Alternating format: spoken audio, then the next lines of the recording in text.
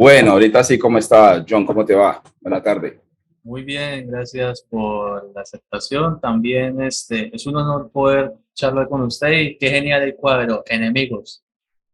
Ajá, Estoy tenemos esperando, ¿no? enemigos Esperando el máximo. pronto, pronto por Amazon Prime, pronto. Viene durísimo. Bueno, si usted lo Permiso. dice, es genial. No, de hecho, para mí es un orgullo poder entrevistarlo porque él es el primer afrocolombiano que yo entrevisto en el canal. Además, es algo muy importante, histórico, bueno, desde el punto de las entrevistas. Y no, quisiera yo comenzar por lo alto, haciéndote recordar en un cortometraje, ¿sí? De Felipe Parra, Círculo de Odio. Sí, Wow. se fue una historia muy buena porque me sorprendió mucho la lip sync como se manejó no solo del tema principal del título, sino también de la venganza y de su personaje de Juan Carlos Quintana. Quisiera preguntarle qué pudo haber, si de pronto en el personaje no hubiese sido pasado el más allá, ¿qué hubiese pasado actualmente con aquel personaje? Eh, ¿Perdonaría o quizás cambiaría de rumbo la historia de Quintana? Hermano, yo creo que esa es una pregunta un poco compleja de contestar porque estamos hablando en hipótesis de qué podría pasar a futuro, ¿right? Y yo creo que el cambio, lo que define una relación es lo que está sucediendo en el momento, lo que está pasando ahora, ¿verdad? Porque pueden haber una relación entre dos hermanos, entonces yo voy a actuar eso como yo me comporto con mi hermano, pero puede haber un hermano que apuñala al otro en la espalda, como puede haber otro que da la vida por él. En realidad, el cambio del personaje se daría a través de las circunstancias dadas de que lo rodeen. Si recordando, eso fue hace mucho rato ya, creo que eso fue en el 2011. 2011 más o menos, pero recordando la historia, fue un niño que creció recibiendo todo ese maltrato de su padre hacia él y hacia su madre. Él creció con esta cosa y por eso llamaba círculo de odio, porque una puerta te conduce a otra. Es tan sencillo como que tú estás discutiendo con tu esposa y sales a la calle ofendido y está el perro y ¡pum! Le pega una patada al perro, quítase de aquí. Ese perro sale corriendo ofendido y muerde a una señora. Ese círculo se va pasando, ¿ves? En el personaje se refleja eso, ese odio que él creció viendo a su papá. Más que el odio a su papá, es que se crió en un ambiente hostil. Eso lo hizo crecer a él agresivo. Después, pues se une a a las barras bravas, que menos que es mucho de lo que pasa en Colombia, y simplemente por la intolerancia de ver a una persona con la camiseta del otro equipo, fue y casi lo mata. Y viste que esto generó un círculo del odio. Entonces, decirte que qué pasaría con el personaje sería difícil para mí porque no conocería las circunstancias dadas y esa respuesta depende mucho de cuáles son las circunstancias que rodearían al personaje después de eso. Sí, sobrevivió, ¿no? Porque a él le pegan un tiro Oh, y después queda como en continuará con su hijo, con esa mirada de odio del niño, como me mataste a mi papá, pero en realidad la persona no se está, el niño no sabe qué le hizo el papá a esa otra persona para que lo matara. Entonces, ¿me estás entendiendo? Y muchas veces en la vida pasa así. El que la hace se olvida, pero al que la hacen nunca se olvida. la paga. Tú le puedes herir, hacer daño a una persona y tú lo hiciste, ya, cortaste, te olvidaste. Pero al que se lo hiciste ese daño no se olvida. Y esto es lo que pasó. El personaje de Juan Carlos nunca se esperó que él estando con su hijo, hablando por teléfono, iba a venir este tipo que él casi mata, que escupió y se lo iba a encontrar así. Ese tipo nunca se le olvidó eso. Pero Juan Carlos sí. Sí, de hecho, la palabra más icónica de Quintana, piro. Piro. Piro. Fue increíble, porque es algo, es un lenguaje coloquial de Colombia y lo más importante, bueno, gran respuesta porque de hecho tenía grandes dudas acerca de sobre qué opina y muy aclarado todo. También hay otro tema que también me gustaría abordar y es una serie de televisión que se consideró en un boom en el 2007, que fue Encerrado en el extranjero. Oh, look, Papa Bro, yeah. Esa tiene dos historias muy turbias. lo de las Sí. serpientes y lo que es el tema de las tortugas, pero no definamos tortugas en cuestión de fauna y nada, sino en palabras claves. Entonces, siempre su personaje como que me causó curiosidad por ser Peter y Campbell.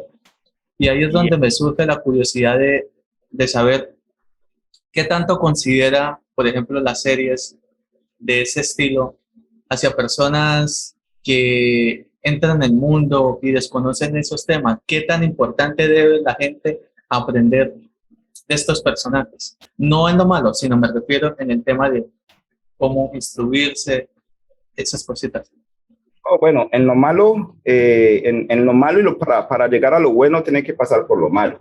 There is goodness in everything, you know. En un mal hay mucho bien. Entonces, el que, por ejemplo, en el episodio de Drug Teenager Smaller, que es como las mulas, que es de las personas que llevan droga pues dentro, que se le tragan la droga y la transportan como mulas y todo esto. Y en el segundo episodio, porque cabe aclarar que son dos personajes diferentes. Sí. Si bien es la misma serie, pero esta serie es como tú te viste alguna vez Black Mirror de Netflix. Si tú ves, es una serie, pero son unitarios. Son capítulos unitarios que nada tiene que ver el uno con el otro. Entonces, Peter Jenkins es un episodio que de hecho fue la primera serie internacional que yo hice cuando a mí nadie me conocía en Colombia. Yo era un fantasma totalmente. Y esa es una anécdota bien bacana que la podemos compartir más adelante, pero yendo a tu pregunta como tal, Peter era uno y Campbell era otro. Peter era con los drug dealers y Campbell era una persona que estaba presa en una cárcel en Belice, al cual llega este personaje que era el protagonista de la historia. En ambos tuve la oportunidad de actuar con los dos protagonistas de la historia y este era un comerciante de animales. So, ¿qué es lo que los mueve a ambos en estos dos episodios? Es la codicia y el dinero. La codicia y el afán por el dinero. So, ¿qué deja de positivo? Respondiendo a tu respuesta, pues que muchas veces cuando uno tiene esa codicia y ese afán por el dinero, te puedes meter en cosas no tan chéveres que después terminas pagando. En ambos casos, la chica, ella tenía un problema de sobrepeso, por decirlo así.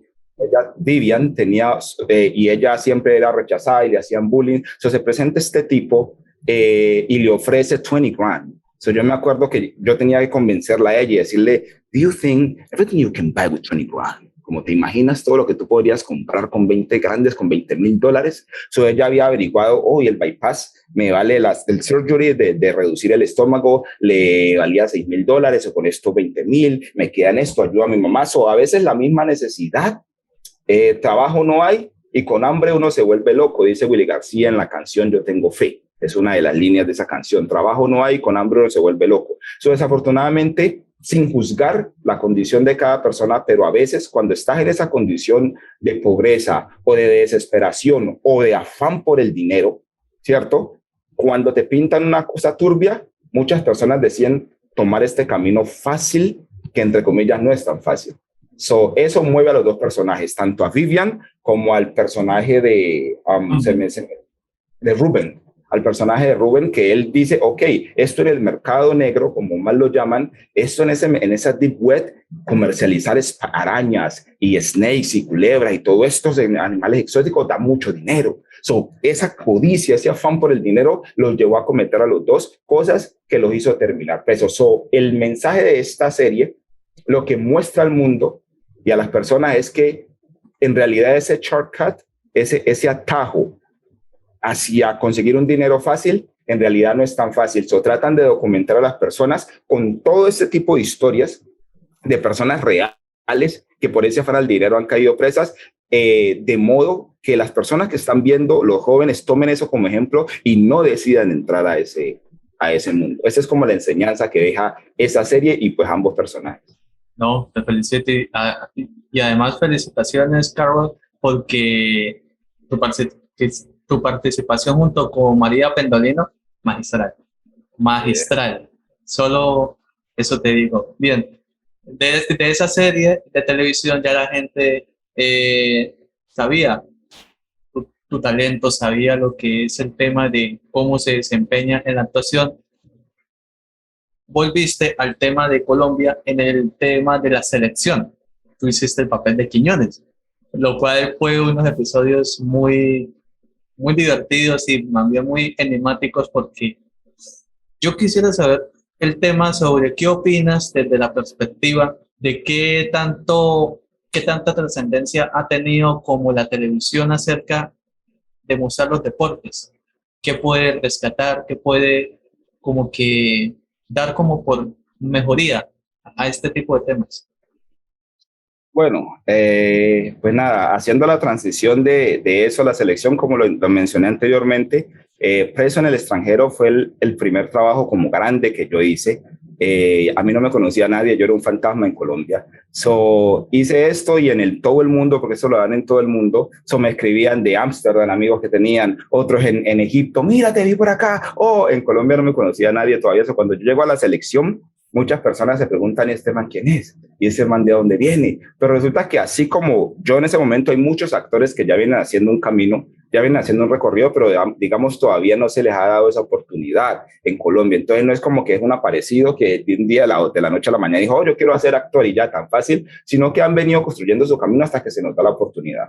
Después de Preso en el extranjero, la selección fue lo primero grande que yo hice en Colombia. Antes había hecho un unitario para Entérese, que era un programa de RCN, que sucedió una cosita corta, pero la selección se puede decir que fue oficialmente lo que me dio a conocer en Colombia como actor, donde la gente ya empezó a identificarme. Interpreté a Quiñones en el Cúcuta, era un jugador del Cúcuta deportivo, junto al Tino Asprilla. Entonces era este personaje un poco envidioso, si lo vieron allí, porque él ya era una persona de 35, 36 años, y a esa edad en el fútbol ya te consideras viejo, en comparación de un muchacho de 18 años que es el Tino Asprilla.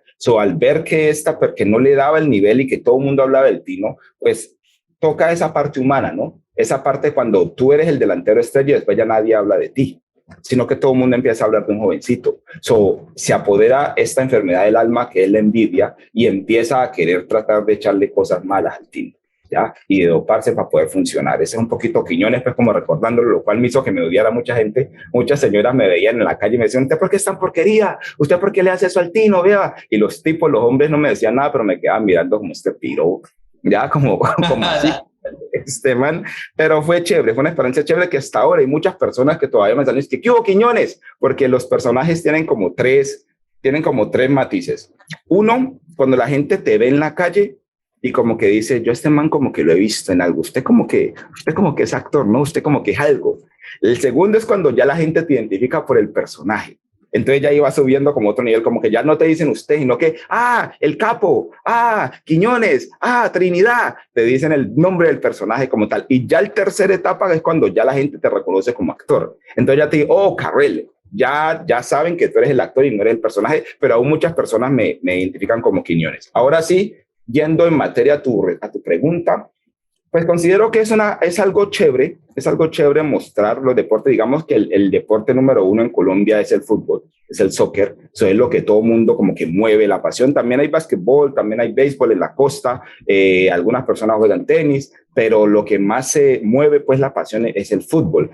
Hasta ahora la única serie que yo he visto así, o lo único que se ha tratado de deportes en Colombia ha sido de pies a cabeza. Cuando yo estaba niño, había una serie que se llamaba De pies a cabeza, que muchos grandes actores colombianos empezaron ahí. Después la selección, De pies a cabeza, se trataba de fútbol. Eran unos equipos de fútbol en Bogotá y hacían cositas. Después vino la selección y hace poco Caracol hizo La mamá del 10. Solo se ha tocado fútbol, which is good, es bueno porque muestra primero la vida de esta gloria del fútbol colombiano, incentiva a los jóvenes también a que, mire, hay un camino, se puede hacer. Y segundo, tercero, nada, creo que es bueno visibilizar el deporte. Deberían de pronto, si pudieran darle visibilidad a otros deportes también, como ser un poco más inclusivos en eso y no solo el fútbol, sería chévere, porque me imagino que hay otros sectores de deportes que también se quieren sentir identificados, que también hay glorias del patinaje en Colombia, como la Chechi Baena, como muchas personas pues que deberían ser nombradas y en algún momento se les dará la oportunidad, pero pues chévere hacer como este tipo de contenidos deportivos. Me imagino que los canales hacen una encuesta y van como a cuál es el deporte que más va a llamar la atención, porque tú sabes que producir es costoso. Entonces tú no vas a producir y a gastar un poco de dinero en algo que tal vez no sea de mucho interés y se te quede allí. Ellos siempre van a apostar a ganar. De pronto Es una excelente respuesta. Y un dato curioso, tu personaje que era del equipo Cúcuta Deportivo, estás hablando de la ciudad donde yo nací. Hey, un saludo a toda la gente en Cúcuta. Tuve la oportunidad de estar en Cúcuta solo una vez cuando yo tenía como 13 años. Yo estuve en Cúcuta porque iba para Venezuela, iba para Valencia, Venezuela y tuvimos que estar en Cúcuta. No estuve mucho, solo me quedé como 2 días, pero recuerdo que hacía mucho calor. Recuerdo que hacía mucho calor y después de ahí tuve muchos amigos de Cúcuta y muy chévere. Le aprendí a su cosa, fue puerca, mano, cosa tan rocha, ¿por qué tan toche? Decían así, una vaina, chévere, chévere, chévere. Esas mujeres de Cúcuta son bravas. Qué peligro. Esa es la fama que tienen. No sé si está equivocado, no está equivocado ahí. No estoy equivocado, ¿no? No, tranquilo. Puerca, a ver, hermano, eche para acá, a ver. Qué bacano, pues sí. ¿Tienes otra persona más ahí, amigo? ¡Ey, qué bacano! Sí, he hecho mucha, de hecho, Jimmy Vázquez, él es cucuteño y él hacía del presidente del Cúcuta Deportivo ahí. También hice muy buena amistad con Jimmy, muy bacano, muy humilde, eso chévere. Y gente como echada para adelante, como que se ponen una meta y van para allá. Qué bacano. Toda la gente de Cúcuta y el Santander. Es maravilloso tener esta oportunidad y también, bueno, recordar viejos tiempos. Además, también, como dices tú, luego de estar en la escala en la televisión americana, luego en Colombia, regresa nuevamente a Cover Affairs. ¿Sí? En Cover Affairs. Hay un personaje que o sea, fue interesante porque fue un rol acreditado recurrente, pero la temática fue bastante interesante debido a que todo tiene que ver como que el estilo de la ansiedad, el estilo de crear lazos familiares, la desconfianza. ¿Cómo fue la experiencia en esa serie que obviamente está la mayoría de los capítulos en Amazon Prime? Sí, fue una experiencia bien chévere. De hecho, era como volver de nuevo a trabajar con los americanos propiamente. Antes de Cover Affairs, yo hice en la mitad entre la selección y Cover Affairs, porque la selección fue 2013, Cover Affairs fue 2014. En el 2013, a mediados del 2013, yo comencé a grabar La Viuda Negra. La Viuda Negra con RTI, allí hice Babyface y así hay un drug dealer un drug dealer en Harlem, New York. Ahí volvió de nuevo como todo esto con el inglés. Allí, aunque era una producción colombiana, pues se grabó en Estados Unidos, se grabó muchas cosas, ahí hice eso. Después, mientras estaba grabando La Viuda Negra, me llamaron para hacer un personaje en La Boca del Lobo, The Devil's Stable, de Sony. Fue producida por Sony y Teleset, y allí hice de un mercenario americano que se llamaba Queens, Corporal Queens, como el Cabo Queens. Eso era también en inglés con Luis Fernando Hoyos. Eso estuvo muy bacano. Era sobre el cartel de Cali y sobre el tipo que hizo caer al cartel de Cali, que posteriormente después hice eso más en Narcos, que vamos a hablar de eso más adelante, pero era como parte de eso, basado en el libro de William C. Rumpel llamado At the Devil's Stable, en La Boca del Lobo. Hice eso. Ahí volví como de nuevo en toda esta cosa con el inglés, tanto en La Viuda Negra como haciendo Babyface, como en La Boca del Lobo con el Corporal Queens. Ya terminando La Boca del Lobo, yo terminé La Boca del Lobo como en marzo del 2014 y en abril del 2014 me llamaron a hacer casting porque era la primera vez que el canal USA Network iba a hacer algo en Colombia. Hice casting con 1111 Films, que era la empresa de Manolo Cardona. Tú sabes que los americanos siempre buscan una empresa colombiana que les ayude a preproducir. La compañía de USA Network con Cover Affairs buscó a 1111 Films, que era la empresa de Manolo Cardona, porque él ya había actuado con ellos en la temporada 1. Hicimos el casting, me lo gané. Hice de un agente, fue un papel corto, pero chévere poder haber estado allí. Hice de un policía de la Guardia Venezolana. Esto lo falseamos en Cartagena. no fuimos a Venezuela a grabar por todos los conflictos que habían en ese momento en Cartagena. Falseamos en Venezuela, perdón. Falseamos Venezuela en Cartagena. Fue muy chévere actuar con Piper Perabo, que ella fue muy exitosa en la serie Coyote, y actuar con ella fue como wow. Allí empecé como a rodearme otra vez de toda esta parte americana. Pues eso fue muy bacano el trabajo. Fue corto, pero sustancioso. Aprendí mucho con ellos, generé mucho networking, que es lo importante en esto, generar muchos contactos. Resumé, ¿no? Y resumé que te va sumando a tu reel, va sumando. Entre más cosas, va sumando a tu reel. Y eso como actor es bien importante. No, Cargel, también yo recuerdo que tú hiciste como un estilo documental que participaste en Pitescuy. Creo que fue fue como una historia en la que usted brindó cierta información, pero fuiste de ti mismo, si no estoy mal, pero habla sobre lo que tú mencionas, que empresas americanas quieren la producción colombiana. Exacto. Yo como cineasta independiente quisiera saber cómo, no en realidad todo el proceso, porque es muy extenso, pero qué tan bueno considera que este tipo de espacios suelen incentivar a las personas a que generen nuevas oportunidades. ¿Espacios como cuáles? Como por ejemplo la financiación, la producción del tema del cine. Bueno, pues yo creo que sí. Ahora en Colombia, más que antes, están abriendo muchos espacios de desarrollo con el Fondo Nacional de Cine para apoyar a todos estos nuevos talentos que quieren hacer, que quieren llevar a cabo sus piezas, ¿no? Que quieren hacer sus óperas primas. Petecuy fue algo que comenzó con un corto.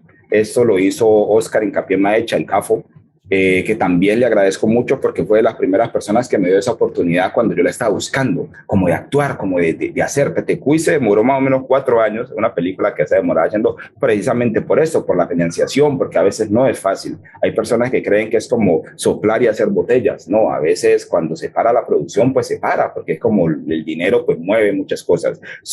Gracias a que ganaron la convocatoria del Fondo de Desarrollo para el Cine y todo esto, eso ayudó a terminar una película que benefició a muchas personas, en especial a los talentos, porque todos estos muchachos que estaban en la calle, matándose muchas veces entre ellos, sumidos en el vicio, tener la oportunidad de verse en una película, eso fue como un salvavidas para muchos de ellos. Muchos de ellos hoy son actores o cambiaron, vieron como otra posibilidad, porque a veces si tú creces en el guero y tú estás rodeado de balas, de drogas, de todo eso, esa se convierte en tu realidad.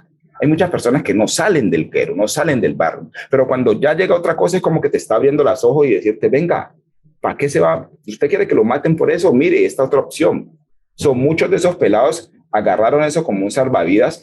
Claro que es importante que estas entidades financien y apoyen la producción de cine, porque uno no sabe a quién puede afectar positivamente con estas cosas. Wow. O sea, yo estoy sorprendido porque es una nueva oportunidad que te han dado. Además, yo estuve analizando todo tu repertorio actoral en Reels, en su canal de YouTube. Hay algo que me inquieta y quisiera preguntarle, ¿sabes 3 idiomas? Que es inglés, español y árabe. ¿Qué tanto ha podido usted facilitar el tema de tus personajes? Por ejemplo, hay personajes como tipo mercenario que se evidencian mucho. Por ejemplo, en Agente 007, en temáticas de comedia, en temáticas de acción también. ¿Qué tanto influye en el nuevo idioma? Más en los personajes, ya sea personajes de alto impacto o de pronto divertidos. Siempre impacta. Como actores, hay muchos actores. Entre más tú puedas aprender, es un plus para ti, es un plus que tú tienes. Te coloca por encima, digamos, de otros actores porque son skill. Yo también hablo un poco de francés, no lo hablo tan fluido como los demás, pero considero que puede estar en un B1, B2. Todo eso lo aprendí porque me gustaban los idiomas. De hecho, yo hice una serie que se llamó El hijo del cacique, sobre Martín Elías, el hijo de Diomedes Díaz, que falleció desafortunadamente en ese accidente, e interpreté a un personaje, un doctor francés llamado Neido. Y el casting me lo gané, ¿por qué? Por hablar francés. So, una vez yo estaba así y me llamó Remedios, me llamó Paola Moreno, que fue mi compañera en la Esclava Blanca que hizo de Remedios, y ella me llamó y me dijo, Carrel, y empezó a hablarme en inglés, en francés, que ella habla francés muy bien. Entonces yo le contesté, y empezamos a hablar en francés. Cuando yo le dije, ¿por qué me estás hablando en francés así? Ve? Y me dice, es que estás en casting. Y yo le dije, ¿cómo así? Me dice, es que aquí al lado tengo al director de casting de la nueva serie de Martín Elías, o te están escuchando. Y yo, oh my God, so sigue hablando. So yo seguía hablando ahí y bonjour, très bien, yo soy Carrelazo, actor, y empecé a hacer toda la vaina. So cuando nada, me gané un casting por teléfono y hice un personaje. ¿Qué te quiero decir con esto? Que los idiomas sí influyen. Muchas de las cosas que hice con el americano fue por hablar inglés. Entonces, en Colombia hay muchos actores, pero sí, tú eres actor y qué más. Pero sí, por ejemplo, yo soy músico también, toco piano, toco guitarra. Eso te coloca por encima un poco sobre los demás actores que de pronto no lo hagan. Sí es bueno aprender otras lenguas, y a los actores que estén viendo esta entrevista también los exhorto a que estudien. Siempre el conocimiento es bueno. El dinero te lo pueden robar, las cosas materiales, pero el conocimiento nunca te lo roban, eso se queda allí. Digamos que de niño aproveché esto cuando no tenía obligaciones, no tenía pues, preocupaciones, y lo estudié como hobby. El inglés lo aprendí de niño.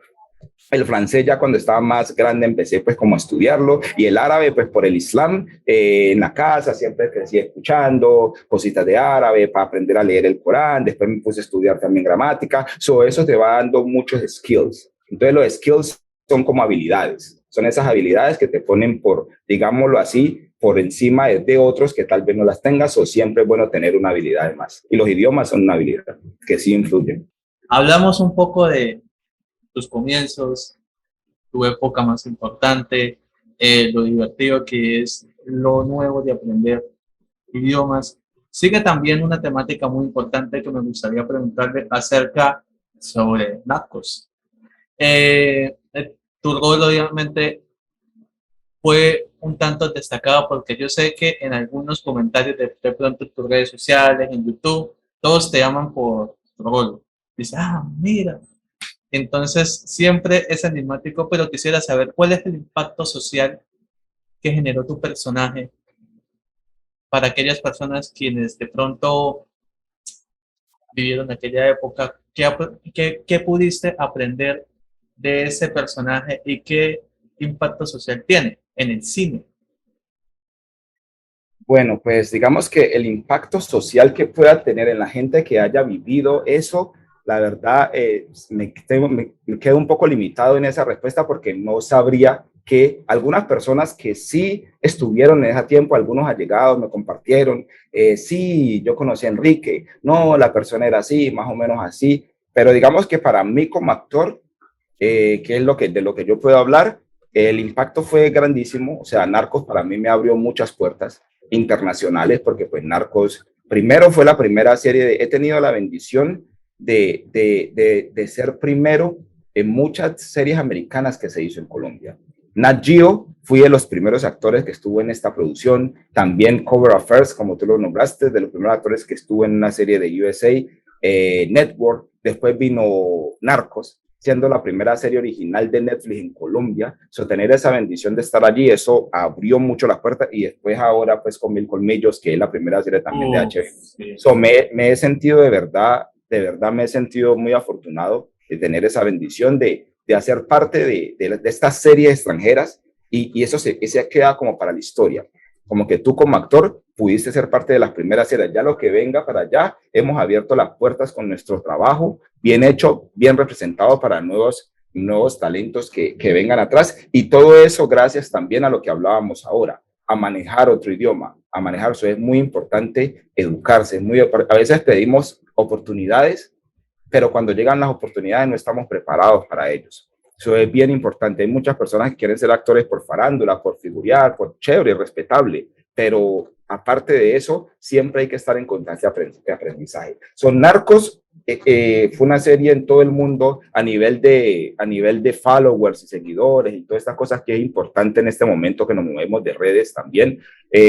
Hizo también que creciera una gran comunidad de personas en todo el mundo que visualizan tu trabajo. Eso es bien importante, fue bien importante. Para mí, Narcos ha sido el casting más fácil que yo he hecho en mi vida. Es como paradójico porque generó mucho y en realidad para mí no me costó tanto. Yo en Narco dije 3 líneas nada más, me acuerdo del casting. Yo tenía unos headsets like this, como estos, yo estaba escuchando una conversación. Yo estoy escuchando una conversación, entonces entra el jefe, que es Jorge Salcedo, y me dice, Enrique, ¿cómo va todo? Y yo le dije, hey jefe, ¿cómo está? ¿Todo bien? ¿Todo bien? Y dice, ¿has escuchado algo? Entonces yo le decía, una mujer y un niño estaban hablando, pero luego entró alguien y se callaron. Ok, manténme informado. Y al final yo le decía, venga jefe, ¿y está buena?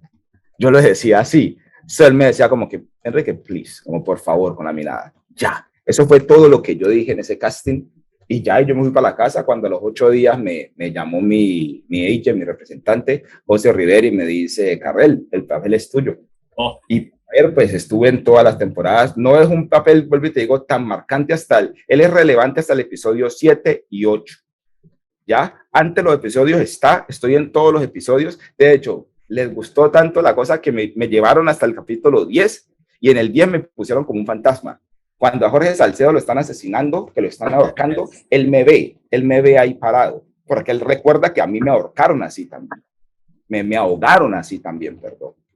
Yo no vivo en el 10, pero los escritores me podían en 10. Entonces que se comuniquen contigo es el jefe de edición desde Los Ángeles y te diga, wow, tu personaje lo van a recordar. Yo, qué trabajo, eso te hace sentir bien, porque dice que estás haciendo un buen trabajo.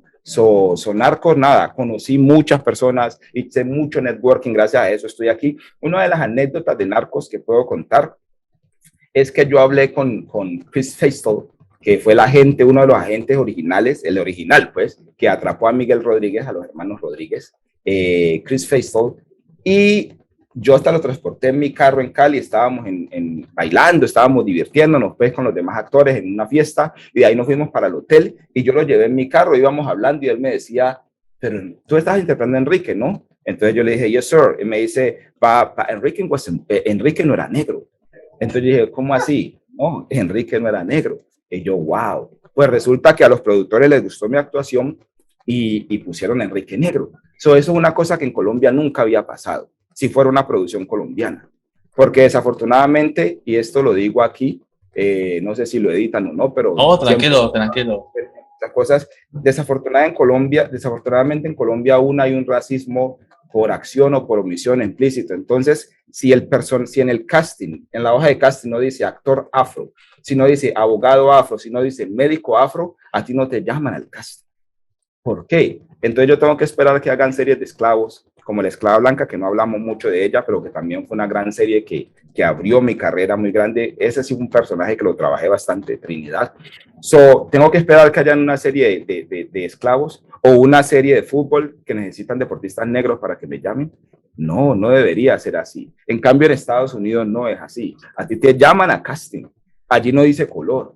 A usted lo llaman un personaje y el que mejor guste en lo que ellos tienen en su imaginario es. Entonces, desde La Esclava Blanca, desde el 2016, desde que yo terminé La Esclava Blanca, yo no había trabajado en más producciones colombianas que no tuvieran que ver nada con los gringos, porque todas tenían que tener el sello afro, la etiqueta afro, para poder trabajar. En Narcos a mí me llamaron a casting y yo fui.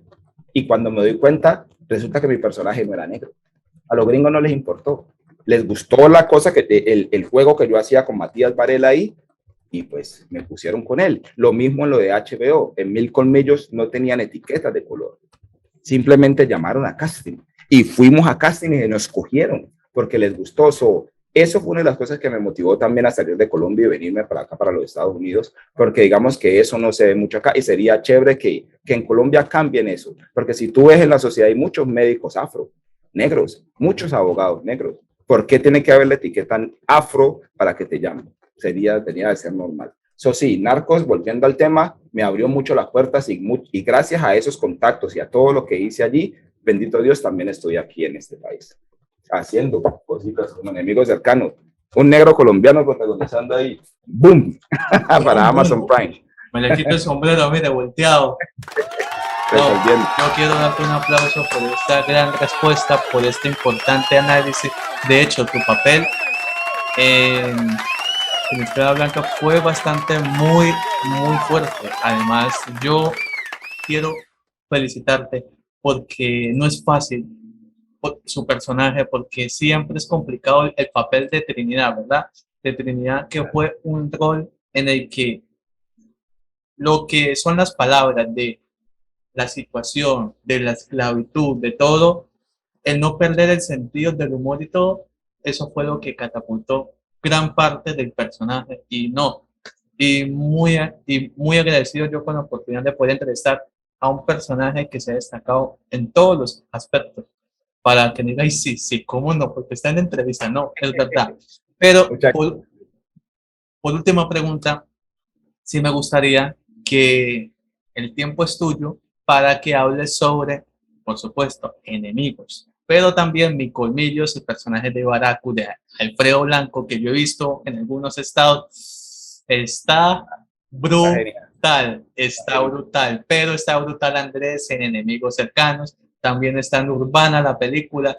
Oye, tú compartes con Leonard Valencia, comparte Sí, con Chris Vance, o sea, con la persona fuego, excelente. Sí, sí, con por el Paco favor, Solor.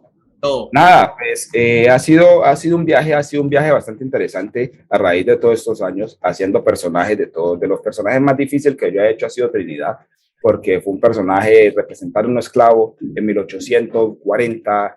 Ahí te toca recurrir a las circunstancias dadas, ¿cierto? El dónde, el cuándo, el por qué. Mirar cómo Carrel Lazo se sentiría siendo un esclavo. Fue bastante difícil el acento. A mí, si ustedes ven los primeros episodios de La Esclava Blanca, yo tengo un timbre en la voz y era muy yo. Ya después de 2 meses y medio yo pude agarrar el personaje.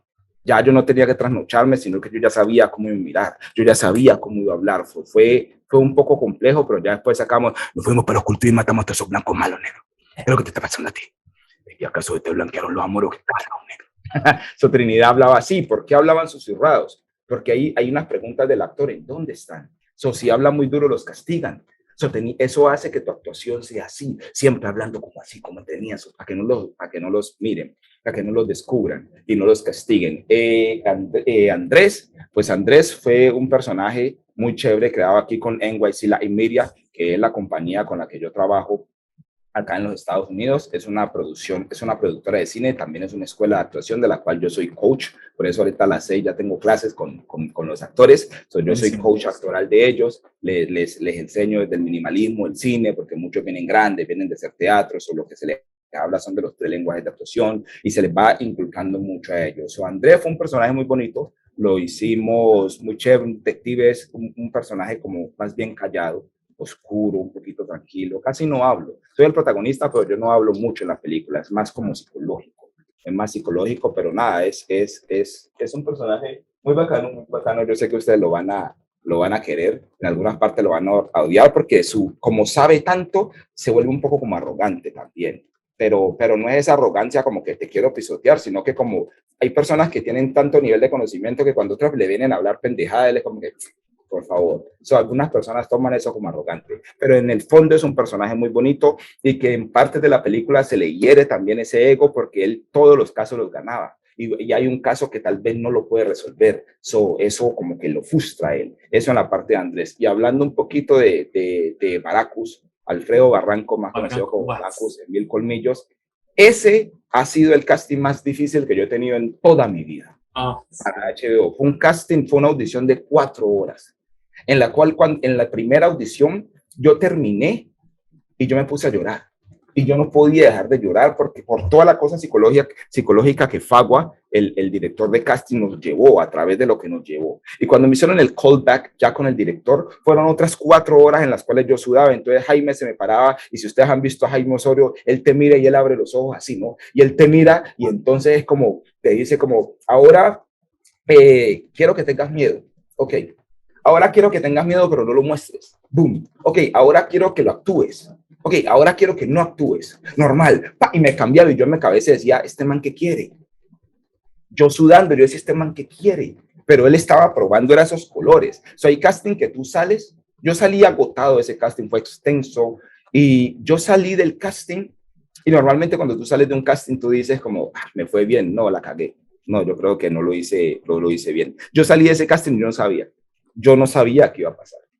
Cuando me llamaron, para mí fue como, wow, So, fue un entrenamiento duro. Nosotros estuvimos casi un mes en el ejército, en el batallón de alta montaña en Bogotá, durmiendo con los soldados, comiendo con los soldados, levantándonos a hacer centinela, turnándolos cada hora en la madrugada. Mientras uno dormía, nosotros nos teníamos que poner el uniforme y pararnos a hacer centinela. Nos entrenaban a las 4 de la mañana, nos levantaban a bañarnos con esa agua helada y a verles la nalga a todos porque no había separador. So, de verdad nos metieron en esa psicología del soldado. Y cuando estábamos en la selva grabando, pues súper difícil, el camuflaje pesa, el baletín pesa, el arma pesa, fue extenuante, un trabajo extenuante, pero ustedes ven el resultado. Es un resultado con el sello de HBO que ha producido Game of Thrones, Juego de Tronos, o tiene ese sello de HBO.